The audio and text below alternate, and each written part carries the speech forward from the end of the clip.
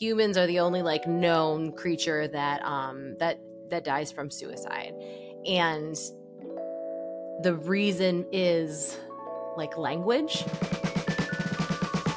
Yo, I'm Bryce the Third. And I'm Liz McKean. And you are now tuned in to the Rise, Recover, Live podcast. Here we dive into all the recovery stories from around the world. And we talk about all pathways because there's no one right way to recover. If you've been with us for a while, you know how powerful stories are. So get ready for your community to get just a little bigger today. We are so glad that you're here.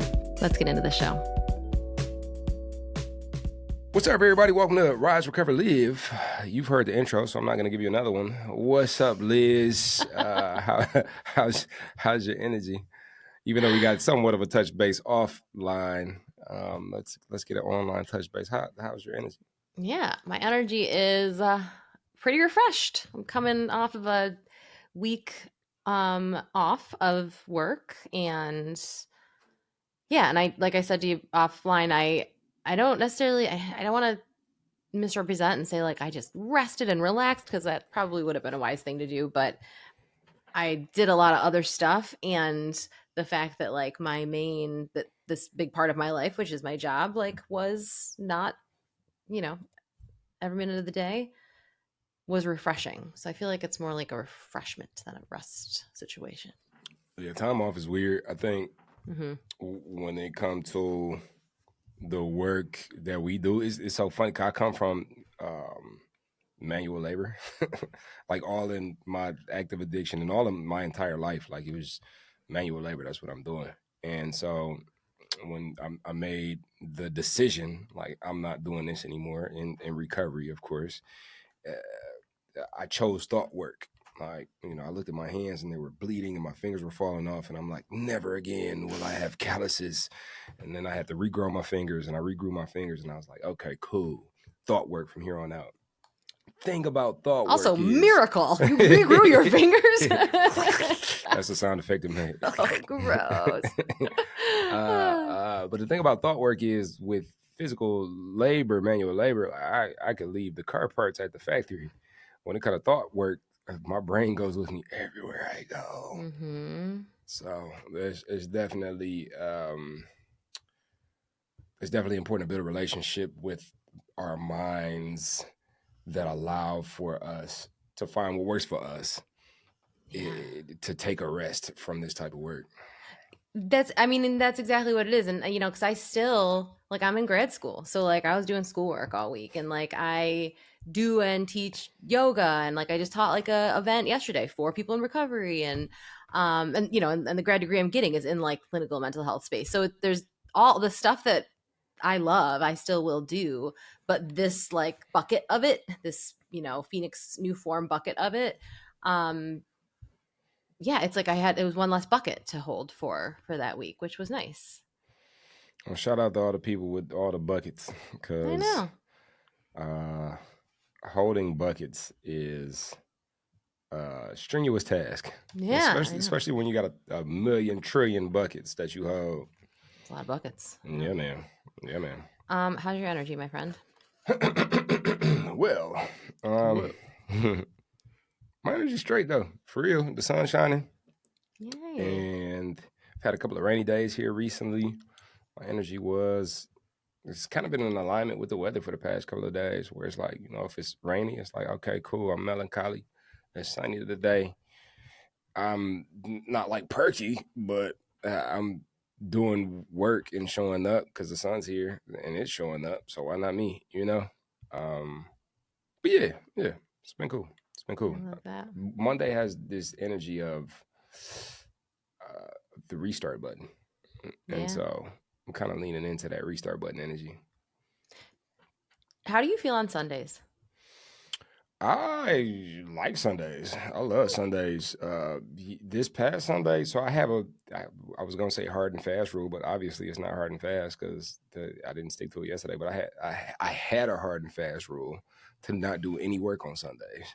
I worked a bit on Sunday yesterday, some personal projects and some contract work, but I love Sundays because that's the space between me and everything else. Because sometimes, yoga, all the stuff we do, sometimes some of that stuff falls on a Saturday. There's lots of conferences and So I'm ripping and running all the freaking time. And Sundays I like to keep kind of sacred. I call it my integration days. How about you? I love that. I can't take credit for the word or phrase Sunday Scaries, but I do feel like I was doing it before it was cool. Sundays are really hard for me. And there's even in periods of my life where it had nothing to do with my work week, you know, when I was working in like, you know, retail or in the service industry, I times that I've not worked, you know, it's just started when I was a kid, when I was in school, and you know, forevermore. It's funny because there's been times that I had a day and I've just been like, man, like what is wrong with me today? Like my anxiety is just really like physically uncomfortable, and my husband will be like, babe, it's Sunday. It's like even if your brain doesn't know it's Sunday, like your brain knows it's Sunday. So yeah. I've had similar instances with the moon where like I'm tweaking and there's a whole bunch of stuff going on. I'm like, something just feels like weird or raw. And then I'll look in the sky and it's like, it's a full moon. And I'm not like no full moon astrology dude, but there has been so otherwise. There's been so many days where I've been tweaking and then I look up and I see the moon and it almost gives me like a feeling of community. Like, oh, it's you know, it's not an isolated event. It's weird out here in these streets. Far as Sunday, sorry, go ahead. No, I was gonna say, far as Sunday Scary goes, I think professionally, I'm kind of in alignment with recovery. Like with recovery, things were bad, and so at my worst now, it's still kind of like all pros. And so same with professional work. And I think that's why I navigate the professional space like I do, because Sundays I used to literally be about to throw up. Like I'm sick. Like I do not want to go in and like thinking about like really digging in. If our brains were a swimming pool, like digging in the deep end, trying to find like the thing that's gonna keep me from having to do the thing that I got to do tomorrow. Yeah. And you know, I haven't had an experience like that since. So yeah, no, I know that feeling too, both substance related and just like jobs that were just crushing my soul related. And I know that's the case for, I mean, a lot of people. Yeah, and I had some pretty dark thoughts of like, what could happen that would just be just bad enough that I wouldn't have to go, you know, tomorrow. Like, look, can I mean, if we gonna get serious, I feel like that's what we do here, right? Because if somebody's listening and like, because I know I would never have shared that back in the day because I was like, this is so bad and terrible, and I could never say it out loud. So let's fucking say it out loud because somebody's listening that needs to know it's not just them. Like I thought about breaking my finger a couple times. Like, what if I like fracture something, but just a little bit, so I can have me a little FMLA, and then be off of work for a little bit. You know, collect my paycheck, collect my thoughts. Because wasn't no integration. It was just like, you know, and I was working night, so I come in at 6 p.m., work till 4 a.m. You probably didn't know that your fingers grew back then when you were doing that. If I would have known that, I'd have just cut it off. Oh God! Oh my God! Do not try this at home. We are not prescribing this as a course of action. Yep. Yeah. Would have did that right in front of the supervisor. I can tell you exactly what supervisor I would have did it in front of too. But no, it was I like thought of, and I would have daydreams of like, dang, like what if I got in a car accident, or like what if that was you know me. I was like, if I step off this curb right now, this busy road, like how bad would it have to be so that I could just have a little bit of time off, just to be in the hospital for a little while? Like that's rough, man. You know what's funny? I've never said these things out loud. Yeah, I don't think I have either. Maybe to a therapist. Not even to a therapist for me. Like there's some things like you know, the more we tell our story, the more opportunities we have to like integrate the experiences that we've had. But that's just one of those experiences like I haven't revisited. Yeah. But yeah, I would literally feel like I wish just a little bit of something bad would happen. Like don't hurt me, but enough to where I don't got to come in and do this, you know, because I couldn't find any other way to put space between me and this thing that's like going and supporting my family, but that is so out of alignment, and for me was physically like destroying me. Yeah. You know? Yeah. I wonder what that is. I mean, ultimately, right? The intentionality behind that aversion, Mm-hmm. when we show up and use it to fuel us to create change, I mean, it could do some spectacular stuff. Mm-hmm. And like, maybe that's human too, though, to think about like the shortcut, because I just want this to stop right now. Like, I don't want to have Yeah. to do the thing to like learn myself and learn where I could be a contribution and volunteer and figure out how to manage time and manage my, like, I just, maybe if I just, broke my foot real quick. Yeah, fell off the roof accidentally. Well, I've heard Martha Beck talk about this. Are you familiar with her? Mm-mm. She's a actually, I think she's one of those people that has said that she's a life coach, but only because she doesn't have a better title for what she does. Mm-hmm. I think she has like several doctorate degrees, and also she's just like, she is the probably most famous dork. Like, I wouldn't even say nerd, like dork, and like in the most endearing way. Like, she has a podcast, and she just always shows up in like this dorky way that just makes me feel so warm. So I love her. So she just wrote a book about anxiety. So I'm like, oh my god, you just like whatever, speaking my language. I've heard her say that humans, and I might misrepresent this, and I also don't know what her sources are, so apologies out there for any scientists that are going to be like, you dumb dummy.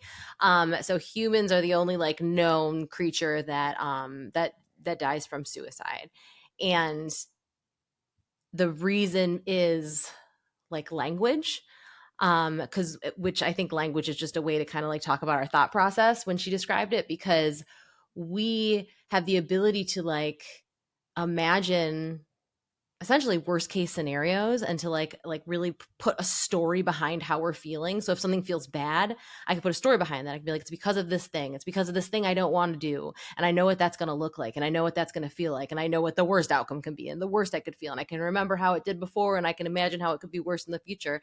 And we can do that so brilliantly that the thought of like harming ourselves can be more tolerable than this story that we have, possibly accurately written in our head. Hmm. And like, it's one of those, that human condition thing, that it's like, God, just we're so lucky to be able to just have all this understanding and comprehension and be able to have these stories and have this language and feel all the feelings and put words, but also like, damn, with that comes a whole lot of pain. Yeah. Yeah. I think we try. I think there's a lot there. Yeah, no, I know. Like, how did we go down this road? I This was not didn't the know. plan. I didn't know this where we was going, Liz. But I was having a random conversation, as I do, with the owner of a vintage clothes shop out in Ann Arbor, Lizzie, I think her name was. I like her already. And she was talking about, well, we were talking about obviously vintage clothes and people like reusing things, and then consumerism, and how, maybe people don't necessarily need anything new, but we could just reuse the things that have been used, and it's new to me, and the typical vintage resale stuff. And she had mentioned something called the covetous gaze, and that's where I peaked, like, what is that? And it's like, I guess it's the energy of like humans covet other things. Like, we have a where we look and see what's going on with somebody else, and can covet, as in Because we like, could imagine what it would feel like if it was ours. Is that kind of the... yeah, but all but even beyond that, all it does is create a pit, like a depraved pit of like wanting needlessly and without end. And Oh, I could feel that in my stomach. and I've experienced it. I didn't have that language for it, but I can definitely do it now. And it's kind of interesting because I'm reading Drop the Rock too. That's like AA literature, and it's, it was talking about envy and jealousy. And there was another book that I read recently where it's like, when people have things, learning how to like to spend my money on the things that I care about. And where I come from is like a lot of flashy, but to think about it, when you see somebody with a nice flashy something or another, it's not, you don't see them, you see how you would look if you had that. So it's not, it's, and then if I get that, nobody's looking at me, they're just looking at what it would look like for them to look like if they had that. And it's like this cycle of like what are we doing? Yeah. And humans, I think there's two sides of the stick, where it's like one side is, I can't beat a grizzly bear. You know, I mean, they say if you see me in a bear fight, help the bear. But, you know, I mean, in all actuality, I'm not going to be able to beat a grizzly bear. You know, I probably couldn't beat a jellyfish for real if we had to fight. Like the jellyfish has. You've lost me. I'm sorry. The metaphor's lost me. I'm tangential. I just learned this. I'm tangential. So you are, but I'm usually with you. I just can't, the metaphor. But you got to hang because you know we going somewhere. So I'm hanging. I can't beat the jellyfish. I can't beat the polar bear. I can't beat the wolf. Really, for real. Like if I'm out in the wilderness, I'm gonna keep going because I want to see you as confused as possible. But humans are still the apex, and why so? Because there's this thing inside of us that persevere. Like we seek to stay safe, and so we've learned to build things to keep us safe. Yeah. And within that, I think, is the seed for innovation, which is like the thing that doesn't exist yet.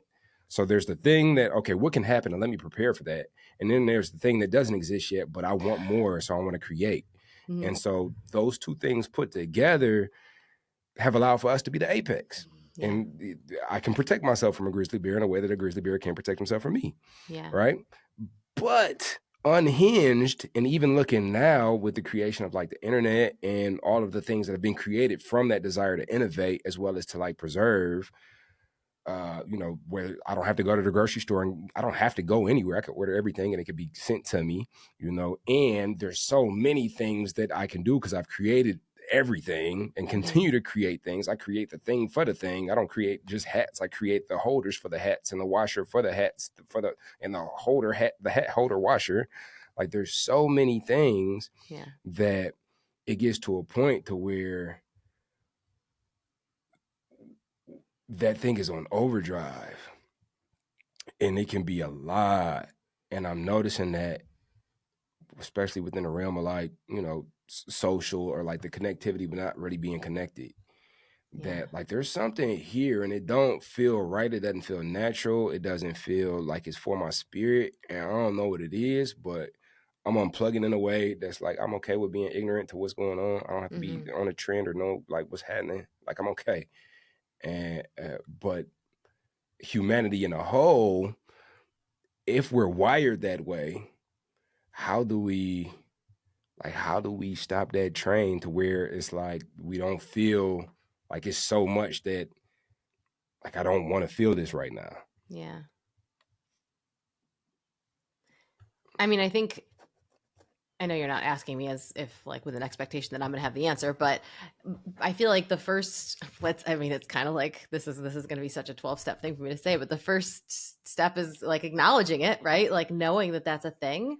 I'm just thinking about cravings, you know, like, cause there was definitely a time that I would have a craving and I would grab the thing to make it feel better, you know? And then like the step forward into recovery for me anyways, was like having a craving and then being able to like find that pause, recognize that's what it was. And then give it like, just give it space to pass or like figure something else in that maybe could fill that, whatever that hole is that I was identifying, even if it wasn't a perfect fit. Cause I almost feel like what you're saying, what I'm hearing is it's like we have this ability to, like we have the superpower where we always feel like something is missing and that drives us forward to keep you know, doing things, and that's what allows us to survive, or what's the survival mechanism. But also it's like we're just carving holes and then we just keep digging them deeper and deeper, and then it's like we're so obsessed with like the carving of the holes that nothing is ever going to fill it. I heard, oh, man, you can tell I was off because I've like read things and listened to things that I wouldn't usually, but I definitely read something where there is, I think it's, I think it's benzodiazepines. Like there are specific receptors in our brains. Have you heard this before? There's receptors in our brains that benzodiazepine substances fit into perfectly. And that's why, you know, they're so incredibly addictive, because it's like this part in your brain that, you know, we've just always kind of been used to, I guess, in our brains having this receptor. Again, scientists, I'm so sorry. Mm-hmm. Receptor that's just like nothing's in there, and then something comes in, and it's like I fit, and it's like everything's wonderful, and and then forevermore, it's not comfortable to have that hole anymore. And like this is again, I think I read this online somewhere that like we don't know what those receptors are actually for. There's nothing else that fits in them, but obviously, when you getting addicted to the substance is not helpful. But it's just another way of looking at like, yeah, we just have these chasms and maybe we don't need to keep digging them deeper, but we do because we just keep. It's like I get a bigger purse and I just fill more things in it. Now it's just heavier. Now I'm just carrying a heavier purse.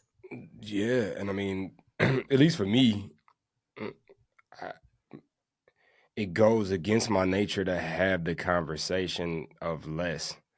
Like it feels almost as primal as like my attraction to women, because that's the sex that I'm attracted to. It feels as primal as that to want more. Yeah. And so when I inject something like meditation or mindfulness, at first it feels counterintuitive. It feels like, nah, I'm getting in the way of like the natural process of my humanity. And that's, I think, why practice is important. And I think this is a good. So before we hopped on, I had some things I wanted to touch on.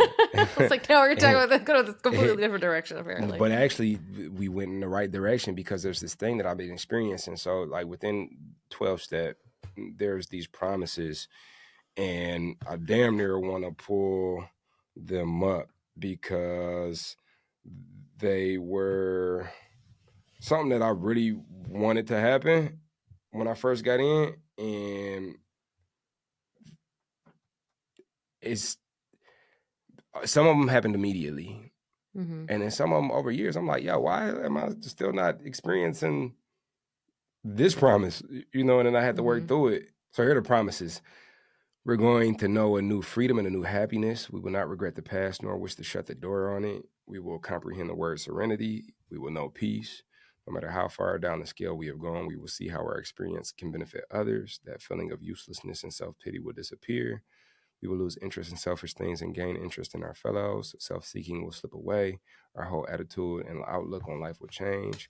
Fear of people and economic insecurity will leave us. We will intuitively know how to handle situations which used to baffle us. We will suddenly realize that God is doing for us what we cannot do it for ourselves. Are these extravagant promises? We think not. That's the whole and thing. Our fingers can grow back on their own. But like fear of economic insecurity, fear of people and economic insecurity, specifically for me, the economic insecurity will leave us. And I used to be like, why is this take? I've actually at the 4th step, which is like write out and work through a resentment that specific promise, because I'm like, why is it not being delivered, man? I've been sober, I've been in recovery, not just sober, in recovery for 8 years, 9 years, 10 years. Like where is it at? Give me and I think this plays into the conversation that we're having, because it's this experience that I'm having of like having to stick with something, like having to show up over and over again, and I don't feel it. I'm not feeling it. When I look at my high interest credit card debt, so this is a super naked episode. So I've been able to get a lot of things in order, and maybe like a year and a half ago, I had about $11,000 in high interest credit card debt. As of right now, I have a little under 6,500, and I've been chipping away at it. But to continuously show up and do it, it doesn't have that same primal. It doesn't pour into the cup of that primal need for like something now. I need something now, even when it comes to like my innovative mind, that I want to create something and I want to go above and beyond and do all this crazy stuff to make something shiny happen. Like that has a different energy than, here I go, I'm gonna do this and I'm gonna do that and I'm gonna put this on there and I'm gonna continue to knock it out, continue to chip away at it.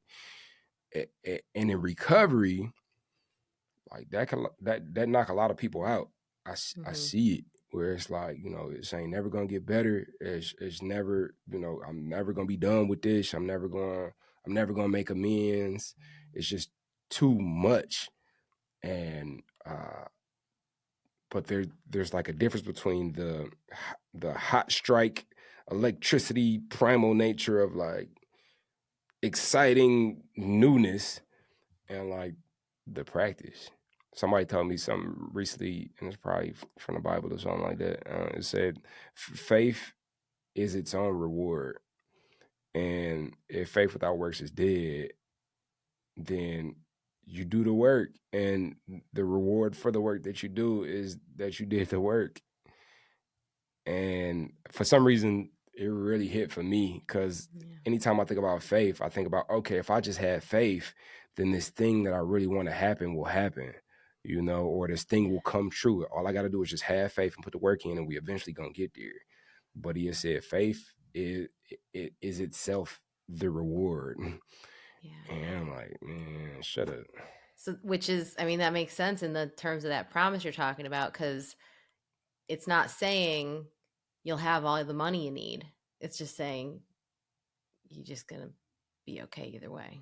You're gonna be all right. Yeah. You're gonna be all right. And I mean, I think in the midst of, going from 11 to 6, and then recently, like I've been, so it eventually is gonna be gone, and I'm gonna cry when it is. But like, even in that, like there's been a ton of wonderful things, a ton of wonderful things. And that's another thing that I've experienced. We're getting to the end of Q1, and this year I went really crazy with my goals. And so, I had goals like meet up with, meet up and have unique like coffees or whatever with like 13 people, and then I've gotten to the point where I'm like crossing these goals off, and I thought like, yes, I'm thinking it's going to feel like, yeah, I crossed it out. But it's like, damn, it didn't feel like anything. Like I just crossed the goal out, and it's like, oh, the impact came from the meetings. Yeah, like you actually enjoyed the actual thing that you did. It wasn't the having done it. Yeah. I was supposed to be at church with my friend. I was supposed to be at Starbucks with my homegirl. I was supposed to be there with my girl and my daughter. Oh, okay. Not just check it off the list. Yeah. I get it. Yeah. Well, because there's both. It's like there's two categories, right? There's the category, because there are things that the check mark is the thing, right? There's things that I love having done that I know that at the end of it I'm going to feel better. I mean, paying off credit card, that's a really good example of that.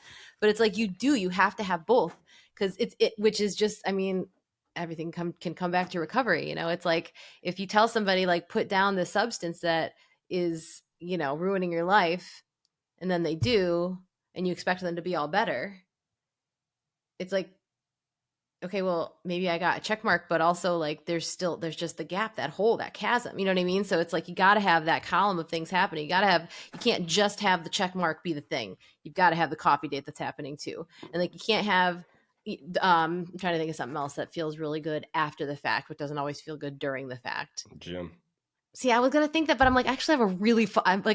I'm only do things there that I like now. But in the past, I can understand that. When I was on sports teams, when like preseason for like college volleyball, preseason was the worst. So like I remember we had like 3 workouts a day, and it was just hellish. But there was so much like because you got to check it off, do it, cool, and like yes, that was in itself. It was the check. It was the having done it that was the reward.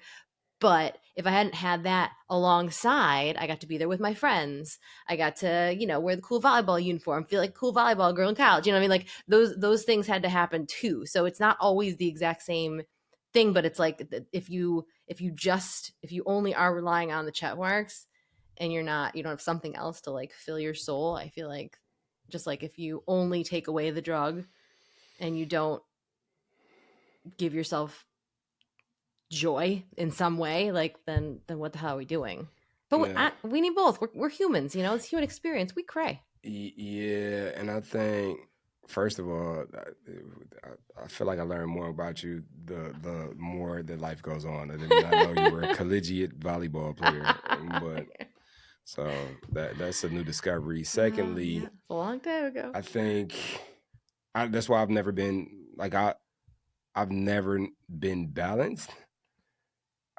you know how they were like, it's a balance. You got to be balanced. And it's like, bro, like it's a balancing act. Like Yes, that's it. I swear that, you know, I try to balance and then, you know, I feel okay, but then I start to lean a little bit to this side and then I try back to trying and I'm leaning a little bit to this side. And it's like the awareness that I need to lean is where my intentionality comes in. Yeah. The being able to see that I'm leaning too much on one side and restructure is my recovery.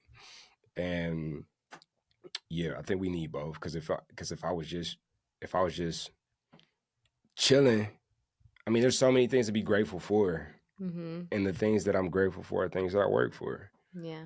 And there are so many things to work for, but there's nothing that I'm gonna get that's gonna increase the amount of gratitude that I can have in this moment. Yeah.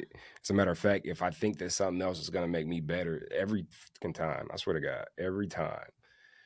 I don't know. My piano was a good purchase. My piano was dope because it continues to add value. But even right now, like last week, I didn't practice as many times as I have, and that's like it's my 10th week, and it's like, oh, you kind of falling off. You know, you getting to that point to where, you know, so pick it up. But like just learning that there's nothing that's gonna make me better, but imagine Ugg and Oog in the cave talk about nothing would make us better. You know what I'm saying? Nobody Did you know made the cavemen wheel. had British accents? I didn't know. Now we know. You lucky you don't sound like Tony Soprano or the Soprano. Nothing's gonna make us better. Look at this guy here with this wheel and his fire. Talk about his 3 o'clock. Gabagool. I don't think I'm ever gonna recover from that. Oh, my face hurts. Oh. What were we talking about? Yeah, man. Yeah, man. Yeah, when we get in a conversation like this, I gotta reel it in because I'll go into like, well, what is consciousness? And I found myself like even I taught a class at University of Michigan Ann Arbor last week, and I was going over the footage because I'm creating a vlog for it, and there was a couple of times where it's like, yo, there was something that was mentioned, and this is a preview of the vlog. If you all like deep dives like this, you'll love this vlog, but there was something that was missed. So I did a writing exercise with the kids and young adults. And the writing exercise, the prompt was, you woke up this morning and you could speak every language known to man. Now write. Write what you did. What happened? You know, and people went in all different directions. Some people decided to talk to their dogs. Some people decided to like go and help the U.S. Embassy. And there's, you know, there was a lot of ways that they took it. And I talked to one student, and she was like, well, it was cool to get in here and just be creative and free without that thing on me. Because most times when I'm writing from the viewpoint of what is the word? What do they call the academic? And so I don't come from like classical school stuff. So I'm like, when I hear academic, I think like a personality, but the way that you just described it, it seems to me to be an ideal. And then I'm like, well, what the freak is an academic? And everybody's like, having to be the right answer. Yeah, and I'm like, very oh my restrictive. God. I'm like, oh my God. Yeah. Like, I couldn't imagine living life. I could, because I have, but consistently having to be the right answer. Which what is that? Yeah. Well, and in my experience, you know, my short experience in post like graduate school, it's just it's hard because like I wrote a 7-page paper. Actually, no, I think it was supposed to be 7 and it ended up being 9. First of all, there's so much pride in your face when you said that. I just want to say. Really? Yes, oh, that's cool. I didn't even that's amazing. Realize that. Oh, that makes me happy. Thanks for saying that. But I wrote this paper yesterday and I was thinking about this. I'm like, man, it's so scary because yes, you have to have the right answer, but also there's so much, rightly so, in academia to prevent plagiarism, you know, so like APA style is what I have to use, and that's where you're citing your sources in a very specific way, and you have, you know, references and you cite it one way within the paper and one way at the bottom and one way if it's a quote and one way if it's a paraphrase. And it's very important that like any idea that you have in your head, you got to kind of check and make sure that idea hasn't been said, so that you can quote or you can cite where it was said elsewhere. And so it's like, it has to be right. It also can't come from me, but it has to come from me. And I need to make sure that all the other places that it could have potentially come for are in here. I can tell I'm not a researcher, because I'm sure researchers are like, this is actually not how it's supposed to be at all. But it's how, as a student, that's just how it feels. And I'm doing that, and that 9-page paper, whatever, took me weeks to finally finish, partially because I have ADHD and like I can't ever really like totally buckle down into the last minute. But I've probably filled up several notebooks in that time of just like free flow writing, because I have lots of ideas. I have lots of thoughts. I have lots of things I want to get out of me. But it's a very different kind of writing. And, I'm sure there's a art to it, and people can do it in a way that has a lot more, joy and freedom than the way I'm describing it. But in my experience, and I would imagine your student's experience is probably that. Yeah, I mean, and I get in there, I'm like WD-40 to spaces like that. Like, Yeah. I gotta plant the seeds for you all to loosen up on yourself. Yeah. Like I can't dictate the environments that you're in, but I will let you know that when you in these streets, like there's no professor looking for the right answer. Yeah. As a matter of fact, looking for the right answer is just going to incapacitate you, paralyze you, and keep you from doing what it is that you can create impact for the people who really need it. Yeah. But back to the I think the underlying tone of this conversation is there's that creative freedom, me showing up and allowing for, and then there's the rigidity of creating or making something that can serve me, feed me, contribute to society. And learning to put those two things together is a conversation that, like, a lot of times we don't even consider. It's like these are two separate things, you know.